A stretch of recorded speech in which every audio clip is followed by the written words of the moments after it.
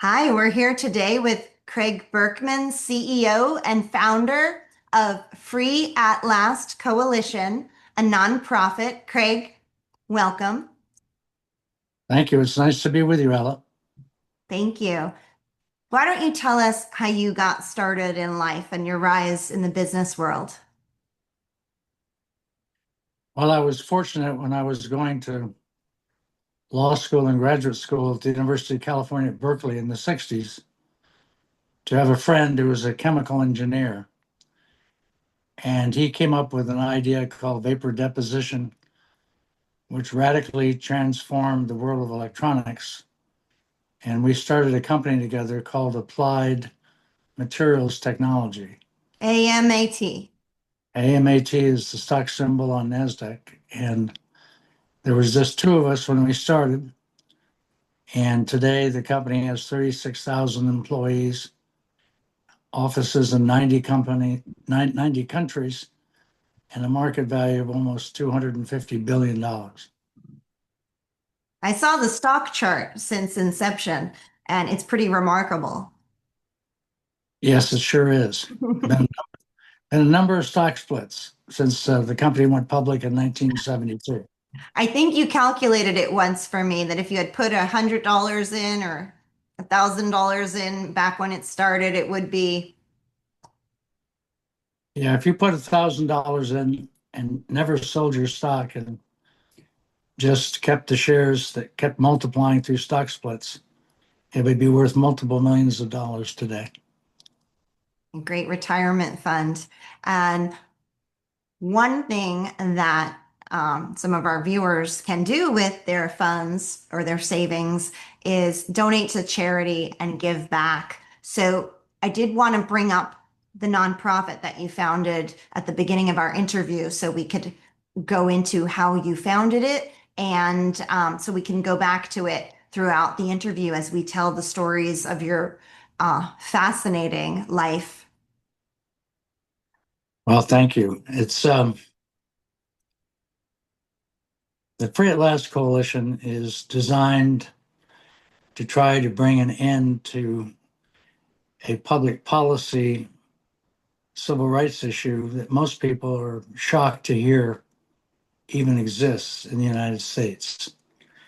And that is, at the end of the American Civil War, there were three amendments passed in the US Constitution. They were called the Reconciliation Amendments, and it's the 13th, 14th, and 15th Amendments of the US Constitution.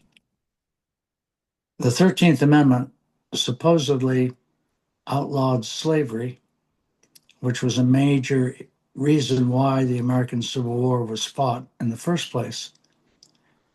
But if you go to the Constitution and read the 13th Amendment, there's an exception clause, better known in criminal justice circles as the prisoner exception clause, that basically allows slavery and involuntary servitude to continue to exist in the United States. It's kind of ironic that a couple of years ago, 100% of the members of the US House and 100% of the US senators voted on a resolution criticizing mainland China because they were using the Uyghurs to make products and services and using the Uyghurs as slaves in China. And yet, ironically, we still do the same thing in the United States. Let me give you two specific examples to illustrate my point. A lot of people are aware of forest fires that occur from time to time in California. And if you're either a state or federal prisoner in California, they can require you to fight those fires, put your life literally on the line, and pay you nothing. In the state of Louisiana, at Angola State Prison, which is one of their largest state prisons, just like 150 years ago, when it's cotton season, they put people in the field, they give them a quota of how much cotton to pick each day. And if you don't fulfill that quota, you can be put into solitary confinement. And like California, the prisoners are not paid a dime. So this the mission of the Free at Last Coalition is to hopefully persuade members of Congress to strike or remove the prisoner exception clause in the 13th Amendment.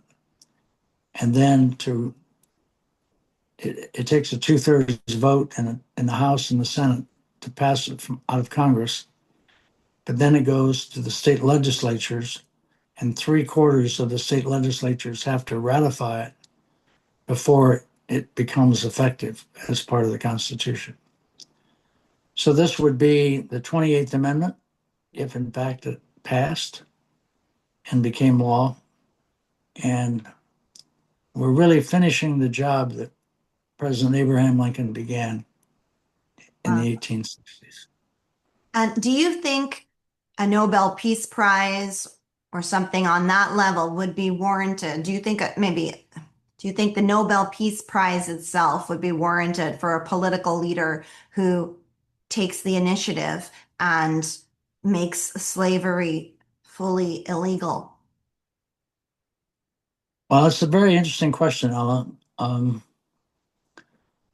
If I were on the Nobel Committee, I would be inclined to give the Nobel Peace Prize to the members of Congress and to the members of the state legislatures who A, passed it out, and then B, ratified it. Right. Or to the political leader who spearheads the movement to lower the crime rate in America also. At the same time, lowering the rate of recidivism, doesn't it make America safer to have the prisoners not be forced to do free labor as firefighters, risking their lives and then getting out of jail with no marketable skills? Yes, one of the reasons that so many people go back to prison is that they didn't have any skills when they went into prison. They don't acquire any skills while they're in prison. Hmm. And so when they get released, they usually get maybe $50 and a bus ticket back to their home. And usually they're under a bridge homeless because a lot of their families, unfortunately, have broken up during the time of their incarceration. Right. And it's hard to If apply people, for a job if you have a felony conviction. They're actually in that's a worse place than before they were put in jail because then at least they had no prior record. Maybe they made a mistake. Maybe they did something wrong. But if they've served their time or they've made penance in a way, maybe they have rethought what they want to do or found an opportunity where they are not choosing between the two choices of do I steal and eat or do I starve? I mean, that's what I think of. Is that the case that the rate of recidivism is sometimes caused because they have no other choice but to commit another crime to support themselves? if you can't support your family or yourself, Mm, then people usually go back into a life of crime. mm, Now, one of the issues that people or questions that people might raise is, well, um, you really should require prisoners to work while they're incarcerated. And we very much agree with that. The question is, it doesn't logically follow that if you pay them a working wage, there are some people who immediately say, well, you're going to sock the taxpayer with that additional expense. And the short answer to that is no, because today there are many, many companies that have a hard time keeping their current employees, and they're having a hard time finding new people in the job market to come to work. So if the Bureau of Prisons at the federal level and the prison authorities at the state level would guarantee the safety of both the personnel and the equipment of private companies, Mm. you would have a number of companies that would come in, provide the equipment, provide some supervisory manpower, employ those people while they're incarcerated. And to your point, Ella, if people are productively working, they're not out just pumping iron or getting into fistfights on the yard. So it's safer for the guards, it's safer for all of the prisoners. And to your point, if they've got a successful track record working behind bars, Mm. most of those employers would say, you did a great job while you were incarcerated. You can come to work now when you get out of prison, and they got a job waiting for them when they get out. Right. So it's a win-win for everybody. At the end of the day, it saves billions of dollars. It makes to your point, our communities safer, both within a prison. It's safer for other inmates and guards and Mm. other employees that work in those prisons. But it's also safer for the community because those people are not out committing additional crimes because they have a job that pays a living wage. Yes. And it may go to some extent to helping to bring some families together that Mm. are separated because of the incarceration. Yes. I remember my days in New York this fall before I came to Palm Beach for the winter. And there were so many uh, people committing crimes and being let out maybe after a couple hours. And one restaurant that I was at on Central Park South, the same man came in 2 days in a row, not only trespassing in the restaurant with no shirt on, and no intention of buying anything in this fancy restaurant, but he picked up wine glasses or water glasses on the table and threw them at the customers. So it was a scary situation. And because I was in the restaurant the first time it happened, I went back and I checked on the restaurant owner who I knew, and I asked him, oh, what happened yesterday after they filed the police report about about this man throwing glasses at customers? And he said, oh, wow, they released him from jail so quickly after they arrested him that he came back the next day, and he said he was on so many drugs that he didn't even remember he had been in that restaurant before. It was as if he had walked in for the first time the second day in a row. And I'm thinking, if this man had um, the ability to do something else with his time, and maybe he also needed some kind of drug rehab program. Of course, if those are his two choices, who wouldn't prefer to have a paying job and feel proud and be able to support a family, or at least support yourself, versus just causing trouble in a restaurant 2 days in a row and walking around with no shirt? I mean, sometimes when someone has no hope in life, or an addiction, or both, uh, those kind of situations occur where crime goes up and the law enforcement can be overwhelmed or overburdened or understaffed and unable to combat all the crime especially in a big city like New York. Well, this may come as a shock to a lot of people, but almost a quarter of our population, over 125 million people, have a criminal record. We've criminalized so many things in the United States. And 25% of all Americans have a criminal record. Is that what you said? 25% of the American adults, uh, 18 and over, have a criminal record. Have a criminal record. Okay, meaning have So been arrested at least once. have been arrested and incarcerated for a period of time. It might be Like, a few days, or it might be for months or weeks, or in many cases for years or multiple years. so you mean So 25% of American adults have been convicted of a crime? that's right. They actually have a criminal record. They're in the FBI Wow. database. Wow. And That is shocking. I did not know that statistic. Gosh. but there's also, I think, a feeling on the part of a number of people, and you might not expect this. You have large companies like Walmart, for example, and there's a gentleman in Kansas by the name of Peter Ausch, whose last name is spelled Ochs. And Peter has a farm equipment business in Kansas. And years ago, he went to the governor of Kansas and the state legislature of Kansas and asked them if they would give his company permission to put one of their facilities behind the prison walls in Kansas so that he could employ people and give them a second chance. And the governor and the legislature agreed. Mm. And in the years that have followed, every person that's actually worked at that job in prison was paid by Mr. Ausch the same wage they would have been paid if they were outside working for his company. And the money was used for the following purposes. If they had stolen money as part of their crime, and there were some financial losses by the victims of their crime, then some of the money they made was set aside to begin to repay that restitution.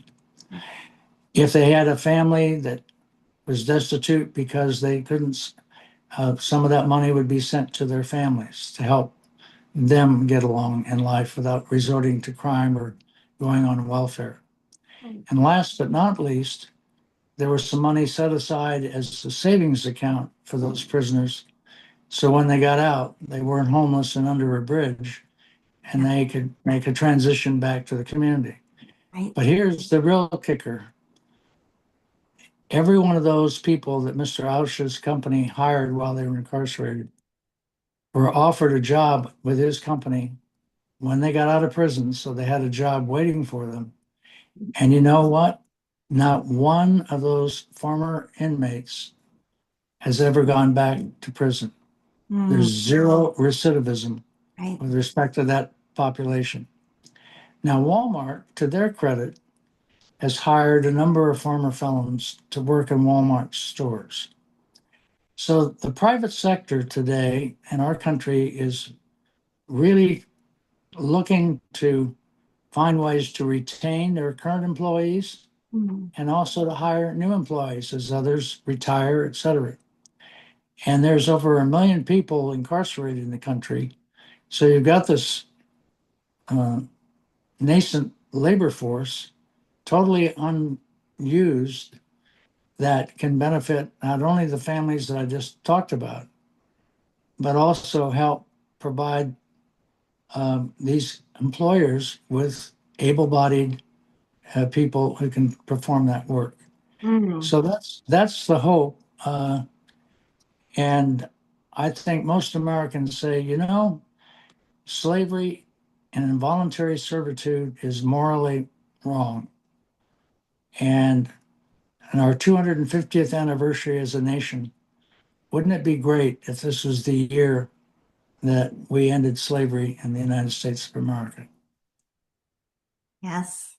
Well, call it compassionate capitalism, if you will, but isn't it from a capitalist perspective cost effective for, let's say, publicly traded companies or private companies to hire prisoners to do certain jobs while they're in prison, not only to keep their brain, to keep everyone's brains active and acquire more and more skills as they're working and as they're serving their time. But isn't it a savings? Because what is the difference between, is there a difference between minimum wage and what you're allowed to pay someone in prison? How does that work? Right now, in most states, they're paid nothing, and they're paid a very de minimis amount, even in the federal system, like maybe pennies an hour, which is not a living wage. But private employers would pay a living wage because they're getting value for those services those prisons are providing, and they would welcome hiring people that have worked very well for them and been good employees while they were incarcerated. Why would you take a chance on somebody you're hiring for the first time and you don't know anything about them when if you've hired these people while they're incarcerated and they've done a great job, why wouldn't you provide them with a job when they get out? Because it's far less risky for those companies as well. And so this is why uh, the private sector would pick up the tab, not the taxpayers. So somebody who might say, well, you're just adding to the cost of the criminal justice system because you're soaking the taxpayers. And the short answer is no, we're not. It's really a public-private partnership. Private corporations and public corporations providing an opportunity to reclaim these lives.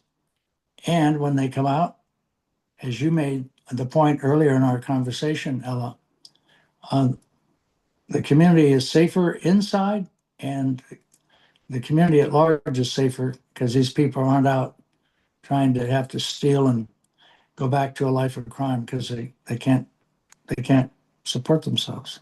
Yes.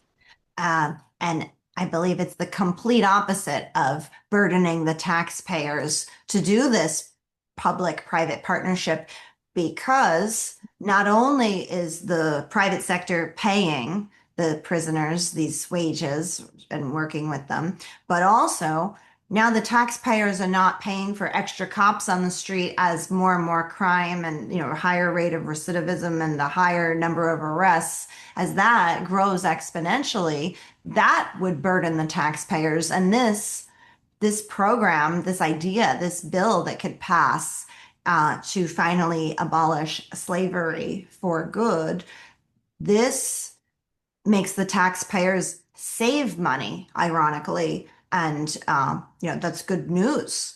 I think if it's No, it would save explained billions of dollars. properly, Yeah. right, if it's explained properly that the taxpayers save billions of dollars to have, even if it's what, 20% of all prisoners do not get rearrested in this scenario. So ideally, if the program expands, 100% of prisoners who are released would not be rearrested, would not be bogging down the police and the DOJ and prosecutors, having to spend all their time building cases for, some guy just, stealing food, or if someone's, selling marijuana in a street, on a street. I mean, the kind of small crimes that take so much time for people to arrest, it's all, I mean, any crime is not a good thing, but if all those crimes sort of lessen as the people who might be tempted to do them are busy doing something better,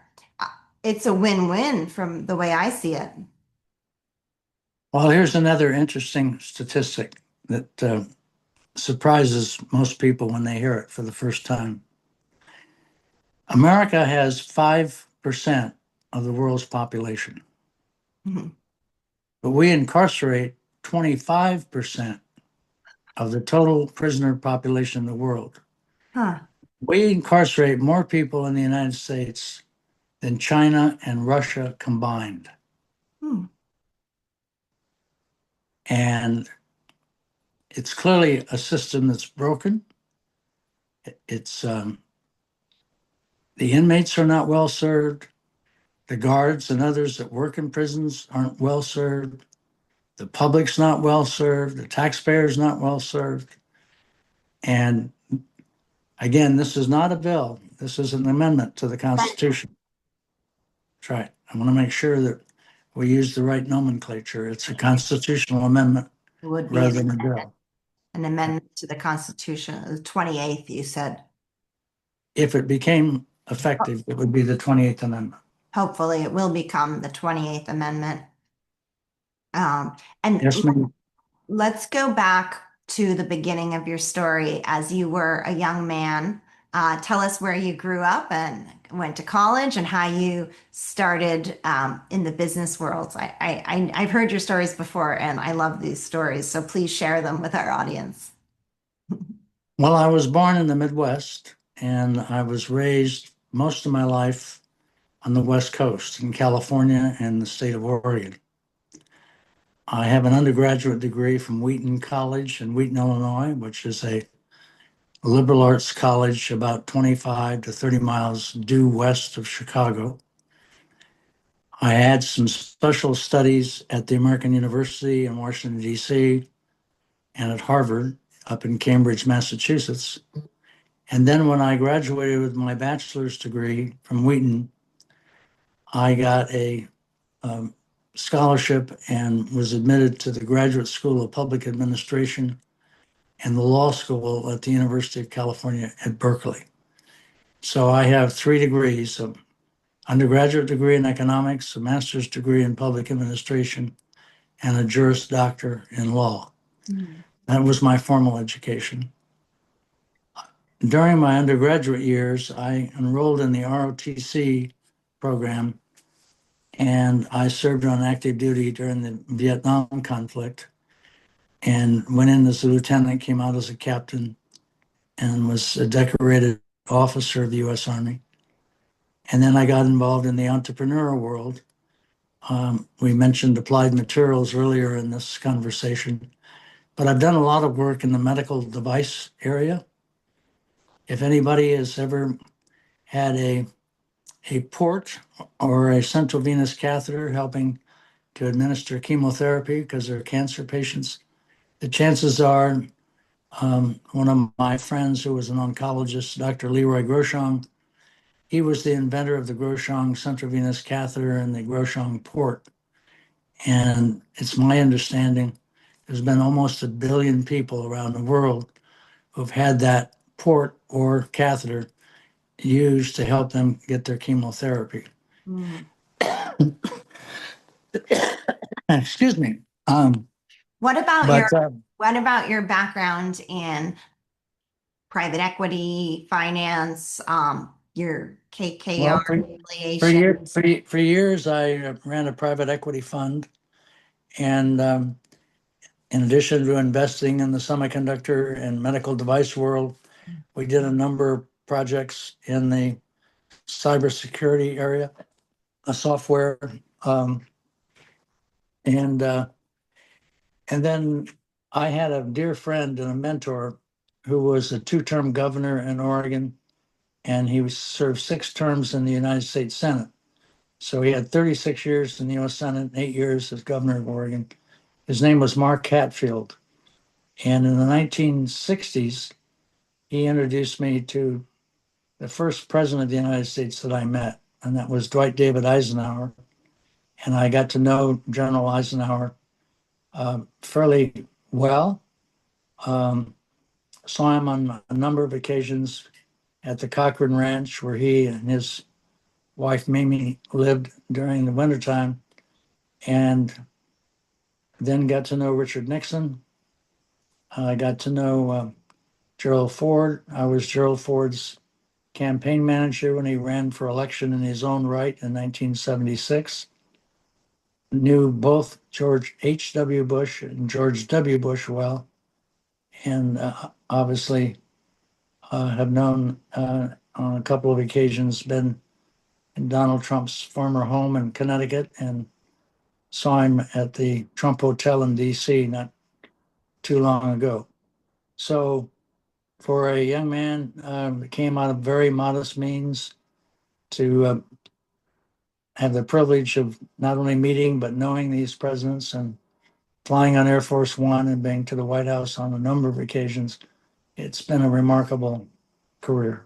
Oh, well, tell us, when did you fly on Air Force One? Well, I flew on Air Force One with Gerald Ford, and then I flew on Air Force One with George H.W. Bush. Oh, where were you going? Well, it was a short trip with President Ford. We flew from Portland to Pendleton, Oregon, and the flight with President Bush was from Portland to Los Angeles. And this was when he was running for reelection in 1992. Oh, did they serve food? What is it like? I haven't been on Air Force One. Well, one of the things you get is kind of a momentum of your flight. It's a nice certificate. You get a So, certificate? Oh, that you flew. uh, and, Wow. and there's a picture of the plane, et cetera. And and they give you also some souvenirs like matchbook covers with the presidential seal on them. Um, and they have napkins with the presidential seal on them. And usually they serve snacks. Both of those flights were not across from the West Coast to the East Coast, so they didn't serve a full lunch or a full dinner. Right, or an Mhm. international flight. I'm sure they serve multiple meals. Yes. Did you also go to state dinners or did you go to any of the inaugurations and what was that like? Well, I've been to a number of state dinners, and I was at a dinner when George H.W. Bush was president, and it was to honor the president of Germany.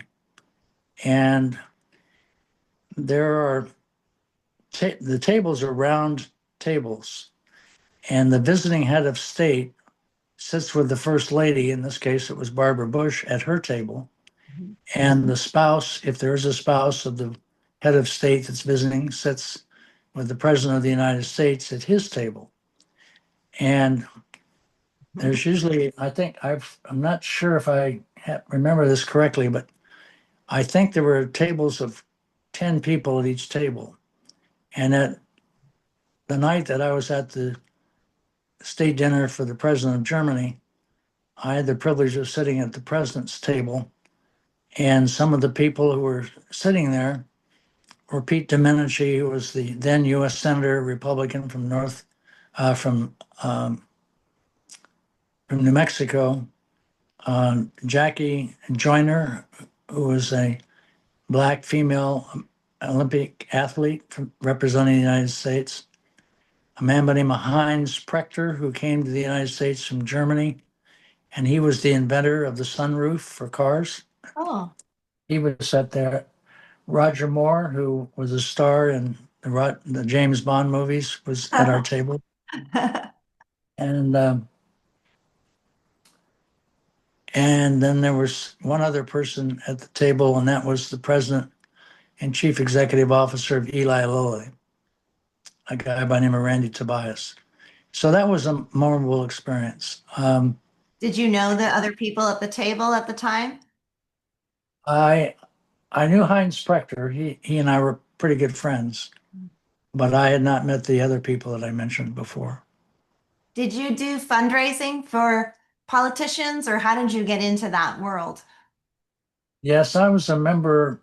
Well, I was the chairman of the Republican Party in the state of Oregon, and I was also a longtime member of the Republican National Committee as a donor. Um, there was a donor class, they were called Team 100.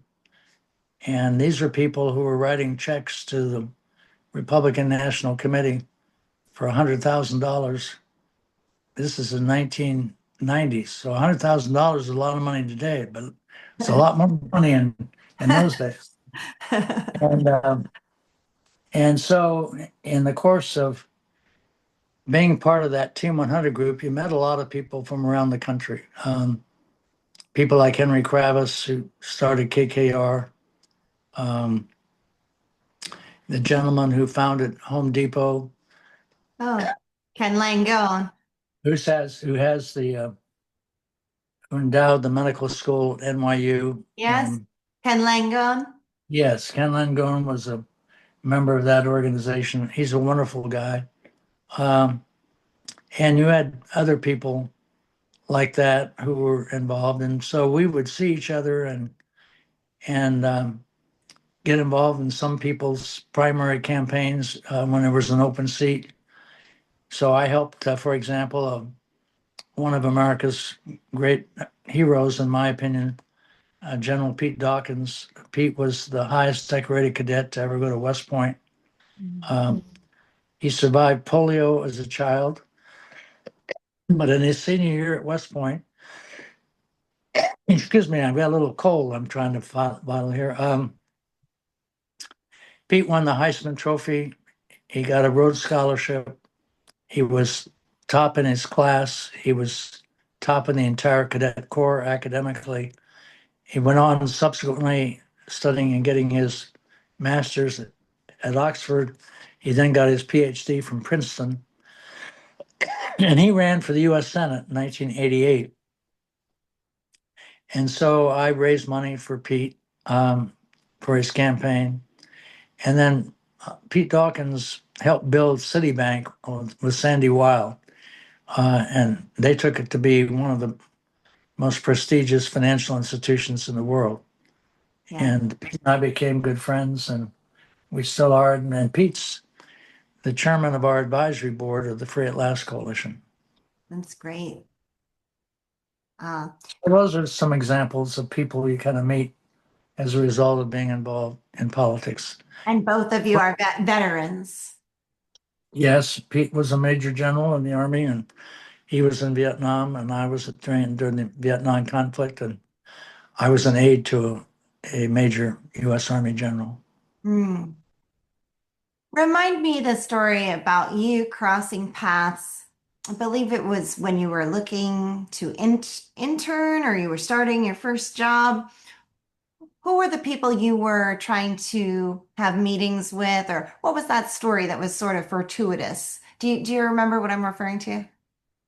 You were telling me this story when we were having dinner at the French restaurant a couple months ago with a group of people. Well,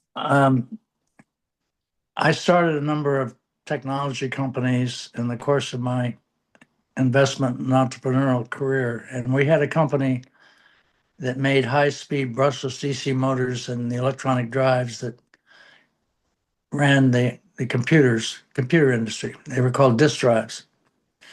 And we had a great group of investors. We had um, the Hillman family out of Pittsburgh, Pennsylvania. Henry Hillman was the largest individual shareholder of General Electric. He was on their board. Great guy. His wife was the National Republican Committee woman from the state of Pennsylvania. Her name was Elsie, a wonderful person. And we had, in addition to the Hillman Company, we had the venture capital arm of the Xerox Corporation, of Chrysler Corporation, and of a company called Allied Signal that subsequently became part of Siemens Automotive. And we weren't quite break even. And we needed one more round of financing. And I went back to these people, and collectively, up to that point, they'd probably invested some near $20 million in the company. And all of them were very respectful, but they said, Craig, we've given our allocation for this company, and you're just going to have to find somebody else, hopefully, to help us leverage our investment and to keep the company afloat. Mm. Well, I had a friend who lived in Oregon who knew the chief investment officer of the State Farm Insurance Company located in Bloomington, Illinois. And I'll never forget going down to meet with the chief investment officer. And our meeting was at 10 o'clock, and we talked almost an hour and a half. And it just seemed like it was 5 minutes, but it was. And he was very gracious. And he said, You know, Craig, I hate to take this break, but I've had a long standing lunch commitment with some people that I need to spend time with. But can you come back to my office at 2 o'clock and we'll finish our conversation? And I said, Sure. Well, to fast forward the story, um, when I came back at 2 o'clock, we talked for about a half hour, and he kind of pushed his chair back from his desk where he was seated, and he says, "Well, Craig, um, I've listened to what you have to say about the company, who your current investors are, who your current customers are. Looks like you're very close to break even, starting to make money. So send me the bank information of this company called Synectron, and send me the investment documents for us, from our legal counsel and me to review.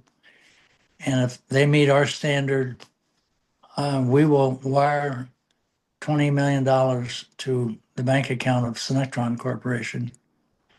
Now, this meeting took place on a Tuesday, and literally by Friday of that same week, that $20 million was in the Synectron account.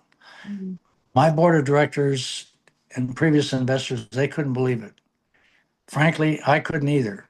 We were, I'm not sure I'm not sure that I took an airplane home. I don't remember. I think I might have levitated home myself. But that was one of the, and then when I put my own investment fund together, I had a very large um, public pension fund that started out with a $12 million investment and then subsequently came back and invested another $50 million. So they ultimately invested over $62,500,000 with me. So it's been a very diverse and somewhat unexpected career, but one that I'm very grateful for. Yes. Well, do you remember the part about the voicemails? Maybe because we didn't have cell phones back then, or maybe I wasn't even born then. You didn't have a cell phone back then. Wasn't there a part of the story about someone had left a voicemail and someone was traveling and you two were missing each other's messages? All right, well, that's a true story. That's a true story about KKR. Oh, yes. Tell us about KKR. Well, there was a gentleman at Bear Stearns by the name of uh, Jerry Kohlberg, and he hired uh, two young men. They were cousins. One was George Roberts, and the other was Henry Kravis. Now, Henry Kravis was born in Oklahoma, and Henry was not that tall, and he didn't weigh that much. But he wrestled. He was a wrestler in college, and he was very good, as smart as could be.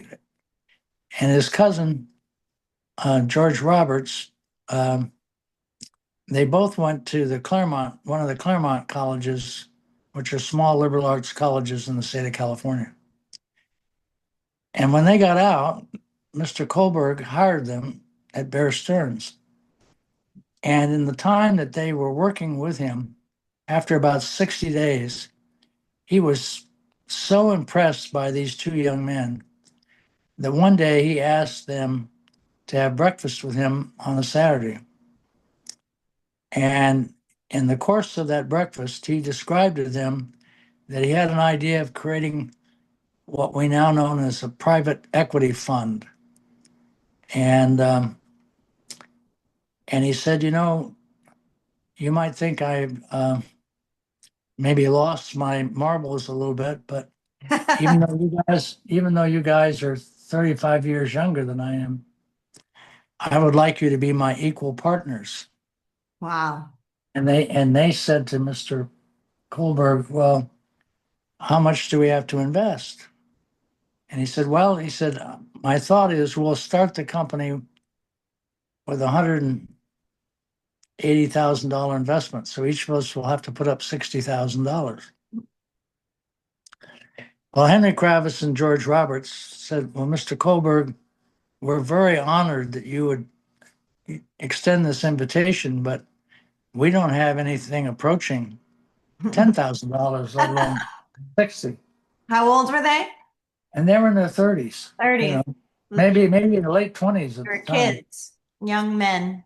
And so Mr. Kohlberg said, well, I have an idea. He says, I'm going to put all the money up and there'll be no interest charged. And after 10 years, hopefully you'll have the resources to pay the $60,000 each. And they couldn't believe what they were hearing. So they started a company called Kohlberg, Kravis, and Roberts, which the short is called KKR. So now back to your story that you asked me about. Yes. The first KKR fund was a $25 million fund. And it only had two investors. My friend Henry Hillman from Pittsburgh, Mhm. and that turns out the public pension fund from the state of Oregon. And you say, man, this is a New York-based private equity fund. How are they raising money all the way out in Oregon? Why wouldn't they be going to investors in New York or Boston or Philadelphia? And the story is very simple. Mr. Kohlberg was a graduate of law school, and he clerked for a federal judge in the state of Oregon by the name of Gus Solomon. And he thoroughly enjoyed his time in Oregon. And Oregon had a state treasurer at the time who persuaded the Oregon legislature to basically allow public employee retirement money, some of it to be invested in quote unquote private equity. And private equity were things like KKR, but also real estate and things of this nature. So the state treasurer had an investment advisory committee that were appointed by the governor of the state of Oregon. So the state treasurer didn't have the authority to make investments on behalf of them. He could only make those investments with the unanimous consent of the advisory board. And the chairman of the advisory board was a guy named Roger Meyer, a very astute business guy. So Henry Kravis and Mr. Roberts and Mr. Kohlberg made a presentation to the folks in Oregon. And before they left, they got a commitment for 12.5 million out of the 25 million they were trying to raise. So they were obviously very pleased with that meeting. Oh, I bet. So the three of them flew from Portland to Chicago, and then they had to get off because there were no nonstop flights back in the early 70s that would go nonstop from Portland all the way to New York. Mm. And each of them went to a cell phone because, again, nobody had smartphones like we have. And So they were Mr. calling landlines. They were Yeah, calling landlines and leaving voice. and so Henry Kravis got hold of his secretary and she says, "Boy, am I glad you called. You've had a dozen calls from Henry Hillman asking you why in the world you hadn't called him." And what happened was, before they'd gone out to Oregon to pitch the Oregon Public Retirement Fund, they had a meeting in Pittsburgh with Mr. Hillman. And it was Henry's recollection that Mr. Hillman said he would give them an answer, what his decision would be, a couple weeks after they had their meeting. But apparently, Mr. Hillman said, "No, I will call you with my answer, so please take my call when I call you." Well, for 3 or 4 days, he'd called Mr. Kravis's office, and it was now up to 12 calls over 3 days, and he was, to put it mildly, a little upset. It's hard to give people money sometimes. So Henry finally, he hung up from talking to his secretary, called Mr. Hillman. Fortunately, Mr. Hillman was there. And so Mr. Hillman politely but firmly kind of dressed Henry down for not returning his calls. And he said, and then Henry explained his understanding of what was said. And he says, "Well, I just called to tell you I'm in for $12.5 million. So Mr. Hillman became the second investor. State of Oregon was the first investor. And since that very first fund, which was a $25 million fund, KKR has raised billions of dollars. And the state of Oregon's pension fund has probably invested close to $6 billion through the years in various KKR funds." Such a successful. So you You have a good memory, so thank you for that question. Well, would you like to give us some insight into any other of the highlights of your life? I know you have too many stories to tell in one interview, but if there's anything that you think our viewers would enjoy, any funny stories, any inspiring memories about Well, I had how the you became the man you became in terms of becoming a success in business. I've always had an interest in the performing arts, and when I was little in kindergarten, the teacher told my parents that I had really kind of a special singing voice, which I didn't know because you don't really hear yourself as others hear you. So through the years, I got to sing at various and sundry events, and in my junior year, I was given the lead role in Oklahoma, and and then when I was attending Harvard University in the summer of 1962, I was singing at a bar mitzvah, and one of the guests that I didn't know was one of the most famous jazz musicians in American history. His name was Lionel Hampton. And Lionel Hampton had people like Quincy Jones in his band, and he's the guy that discovered Nat King Cole as a singer. I mean, Wow. Lionel was a legend, right? Mm. Yes. So, excuse me. So you met them. So after I met him, he asked me what I was doing the next two nights, and I said, nothing. He says, well, our band is playing in Boston, and our vocalist has come down with laryngitis. Oh, So would you like to sing with our band? there you go.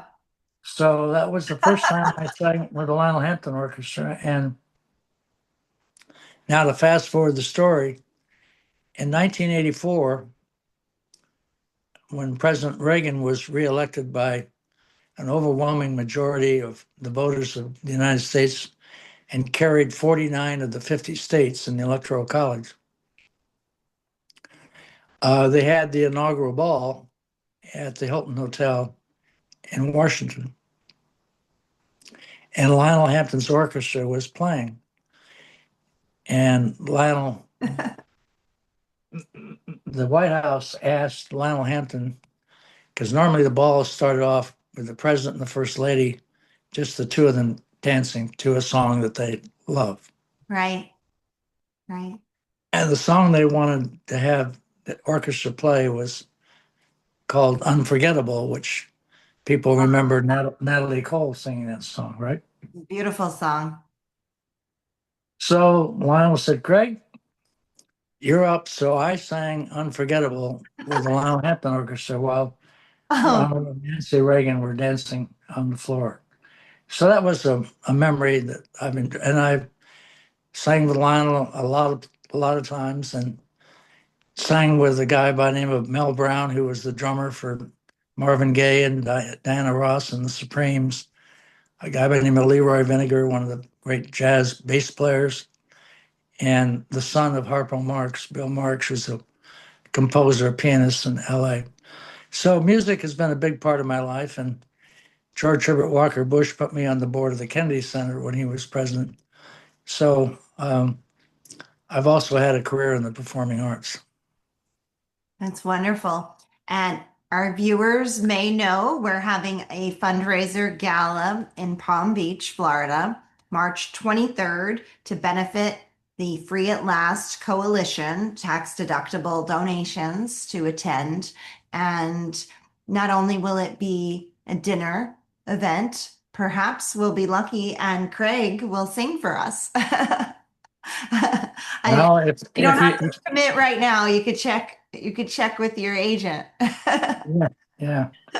Well, I don't have an agent, but If you got somebody who's got a good karaoke machine, I can maybe do a couple songs, Well, including Unforgettable.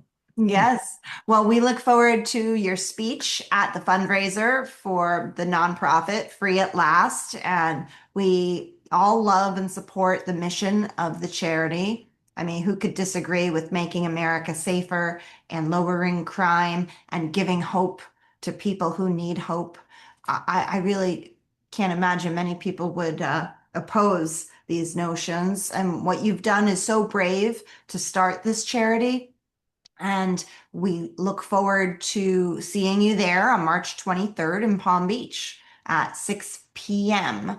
So if you'd like to, end on a story about any other details about why you started the charity, or if you'd just like to summarize something from your life or a quote that you like, I'll leave it to you. You have the floor. Well, there's an old expression in life. The only thing that allows evil to conquer in the world is when good people do nothing. Yes. So this is an opportunity for good people who have a heart, people who are also pragmatic and are concerned about safety and law and order, um, to do something that could fundamentally change the lives literally of millions of people. Yes, And in the, 25% of America and the corporations and the people who are potential victims of crimes. right. Amazing. So hopefully your audience that sees this podcast will be receptive to the invitation. Um, and I look forward to meeting a lot of people who have indicated they're interested in coming. And hopefully, some of the people I've mentioned will be there in attendance as well. So I want to thank you, Ella, for your generosity and courtesy in allowing me to chat with you today, One and last wish you question. nothing. Thank you. One last question. I'm thinking if this constitutional amendment goes forward, would the president be able to propose it, or would Congress need to propose it? How exactly is an amendment made these days? Well, normally when a piece of legislation, and this would also apply to a constitutional amendment, the presiding officer of the House is the Speaker, and the presiding officer of the Senate, who's the majority leader, would designate a couple of people to be the chief sponsors of whatever the public policy, in this case, reform is. So Speaker Johnson and Senator Thune would have a key role in doing that. A president, interestingly enough, has no formal role in amending the Constitution, because if it's a regular bill and it passes the House and the Senate, it goes to the president either to be signed and become law, or he can veto it. And then the Congress has the ability, if they choose to do so, to override his veto, which is highly unusual. Right. But when it comes to a constitutional amendment, it goes directly from the House and the Senate to the state legislatures for ratification. So the president has no official role. Now, having said that, Except to support or encourage Congress. yes, having said that, President Trump, I think, would earn the respect and hopefully the public support of his predecessors. I'm talking about our former presidents, Yes. um, each of whom probably would, in retrospect, if this becomes a serious effort and looks like it's going to happen, they might say, my, I wish this would happen on my watch. And President Trump could show he's a magnanimous guy if he invited the former presidents to perhaps go with him and work out something with the Speaker of the majority to go testify in favor of the House and Senate passing this out. And I think it would add to the legacy of each of those former presidents, but I think it would really add and be a real capstone to the legacy that our current president, Donald J. Trump, has created. So um, that's something that hopefully the White House will think about, the majority leader and the Speaker of the House, and because again, it takes a 2/3 vote in the House and the Senate. You need the active support of the minority leader in the Senate, Senator Schumer from New York, and Hakeem Jeffries, who's the minority leader in the House, because it'll take a number of Democrats to vote for it as well. And this is really an issue that could bring the country together politically.